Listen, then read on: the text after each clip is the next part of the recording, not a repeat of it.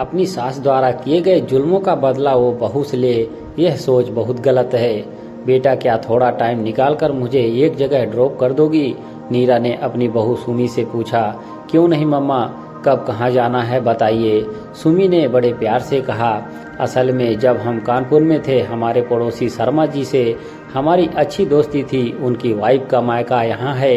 लंबा अरसा हो गया उनसे कोई कांटेक्ट भी नहीं रहा था। कल उन्होंने फेसबुक पर मुझे ढूंढ लिया। वही थोड़ी देर को मिलना चाहती हैं।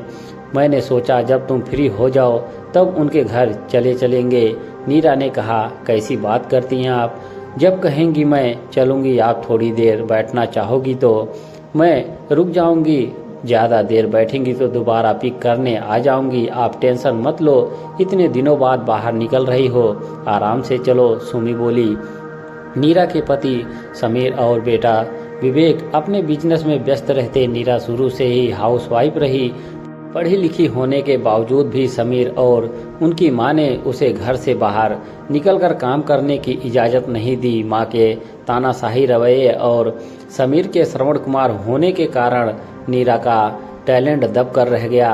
बहू सुमी एक एनजीओ में महिलाओं के वृद्धा आश्रम के लिए मनोचिकित्सक का काम कर रही थी। हफ्ते में 3 दिन जाती, बाकी दिन समीर और विवेक के फैक्ट्री चले जाने पर दोनों सास बहू घर के कामों से फुर्सत पाती। कभी कहीं सेल में या सुमी नीरा को किसी पेंटिंग एग्जीबिशन दिखाने जरूर ले जाती। कहीं कॉफ़ी पीते या आइसक्रीम खाती, एक दूसरे की कंपनी में एंजॉय करती। नीरा को गार्डनिंग का शौक था। सुमी उसे नर्सरी भी ले जाती।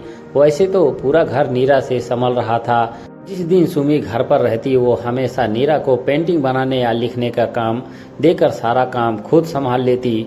उस दिन सुमी ने नीरा को पूछा, मम्मा आज चलें क्या? मिसेस शर्मा से प्रोग्राम या तय करके दोनों तैयार होने लगी। सुमी ने नीरा के लिए हल्का गुलाबी सलवार सूट निकाला। आप पर बहुत अच्छा लगता है। सुमी आउटगोइंग होने के साथ साथ होमली भी थी। पिछले साल ही विवेक और सुमी की शादी हुई थी। वह ज़्यादातर वेस्टेड प्लाजो कुर्ता या जींस कुर्ती पहनती, पर जो भी पहनती सोबर और मर्यादित होती। बाकी अवसर के अनुसार साड़ी सूट सब पहनती। लगभग 11 बजे वे मिसेस शर्मा के घर पहुंची। मिसेस शर्मा नीरा को गले मिलकर कुछ पलों तक उसे देखती रह गई।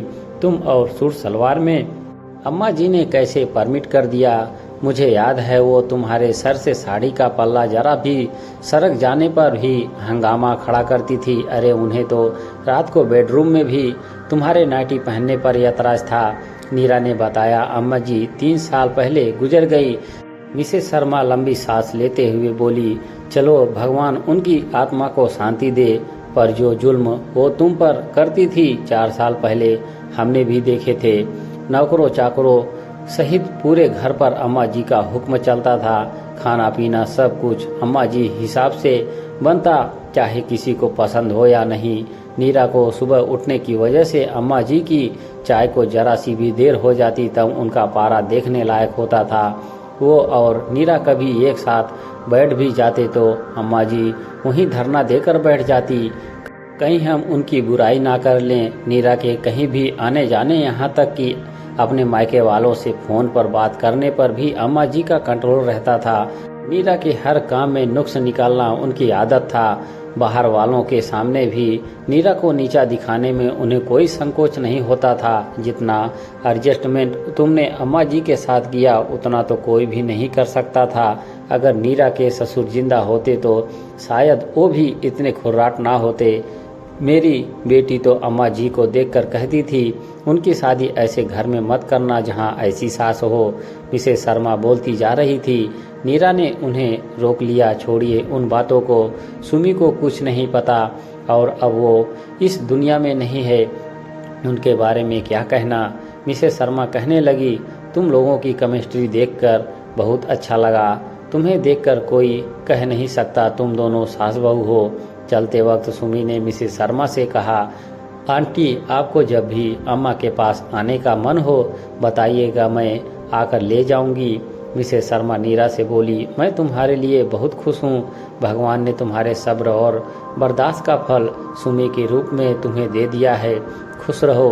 घर आकर सुमी नीरा और अम्मा जी के रिश्ते के बारे में ही सोचती रही। शाम को सुमी ने नीरा से कहा, अम्मा ये बताइए, आपने मुझे तो कभी सर ढकने के लिए नहीं कहा। सर ढकने की छोड़िए, आप तो हर हफ्ते मेरे सिर में मालिश करती हैं, मुझे कभी देर से उठने के लिए नहीं टोका। मैं कुछ भी पहनूं, कहीं जाऊं, कुछ भी खाऊं, कुछ भी करूं, आप कभी भी नहीं कुछ कहती। मेरी किसी गलती पर भी आप रिएक्ट नहीं करती। मेरी सारी फ्रेंड्स मुझसे ज़्यादा आपको पसंद करती हैं। कोई तो वजह होगी आपके इस सरेंडर की, प्लीज़ बताइए।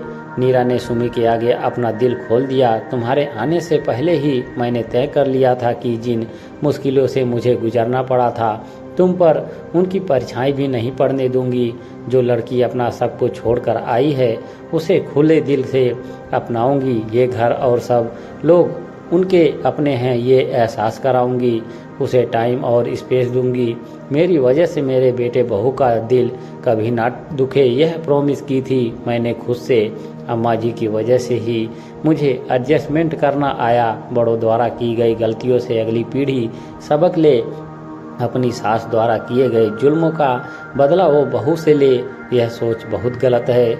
मम्मा यू आर द बेस्ट, कहकर सुमी नीरा से लिपट गई। चलिए अब एडजस्टमेंट के नाम पर एक एक कप मसाला चाय हो जाए। दोस्तों, कहानी अच्छी लगी हो तो एक लाइक ज़रूर करें।